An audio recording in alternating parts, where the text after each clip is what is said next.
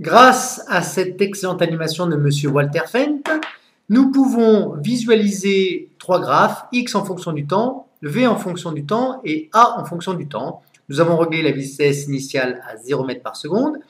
Et comme il s'agit ici d'un mouvement rectiligne uniforme, l'accélération est nulle. Et observons ce qui se passe. Eh bien, nous voyons que le véhicule va à une vitesse constante, son accélération est nulle, donc v égale constant au cours du temps, l'accélération au cours du temps est nulle, et x varie de façon linéaire, nous verrons plus tard pourquoi dans la suite du cours.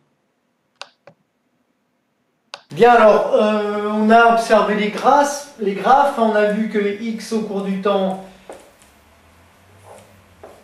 semblait que c'était une fonction linéaire ou une fonction affine. Vx de t, eh bien c'était une constante, et puis ax de t, c'était une droite qui passe par l'origine, une droite de pente nulle, ax étant égal à 0. Alors pourquoi ceci? Bon, alors, on a vu que le vecteur accélération, dans le cas d'un mouvement rectiligne uniforme, était égal au vecteur nul. Donc ça implique que ax égale 0. La coordonnée du vecteur accélération sur l'axe des x est nulle. L'accélération est nulle. Vx, bon, comme le mouvement rectiligne uniforme, le vecteur vitesse, il est constant. Comme le vecteur i est constant, eh bien Vx est forcément constant. La vitesse sur l'axe des x est constante. Vx égale constante.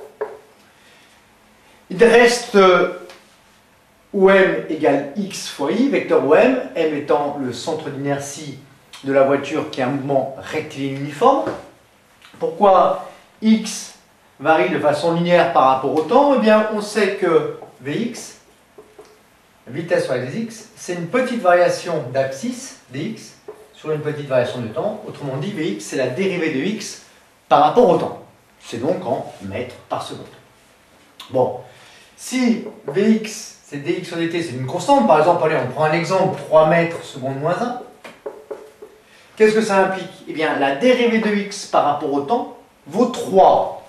Autrement dit, que vaut x? Eh bien, x, il vaut 3 fois t plus une constante. Autrement dit, x est une fonction affine du temps. Pourquoi x égale 3 fois t plus une constante? Eh bien, si on redérive x par rapport au temps, on doit retrouver 3 ici. Dérivons x par rapport au temps. Eh bien, je dérive 3t par rapport au temps, ça donne 3. Et je dérive une constante par rapport au temps, c'est 0. On retrouve bien dx sur dt égale 3. 3 quoi? Eh bien, comme c'est Vx, 3 mètres seconde moins 1. Voilà l'explication de ces courbes x en fonction du temps, Vx en fonction du temps et Ax en fonction du temps.